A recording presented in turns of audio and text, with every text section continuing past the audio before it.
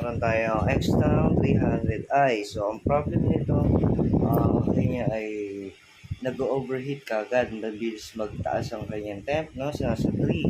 So, hindi ko nabuksan muna ang kanyang power kasi naka-shutdown naman yung battery. Pero ang findings talaga dito is kailangan na ibaba yung kanyang engine. Kasi doon makita natin is meron siyang mga tagas na. So, pinilit na natin ibuksan. So, ito yung nakita natin sa kanyang head. So, dito pa lang makikita na sunog-sunog na, no? Yan. So, parang hindi na maganda yung circulation din ng langis. So, eto rin, loose comp na to. Yan, makikita yan, namumuti yan. Sorry, no? Kita niyo yung aking paso. Yan. May paso pa, no? So, eto, binuksan natin. So, ito yung nakakagulat. Ayan, oh. Kitang-kita. Ayan, oh.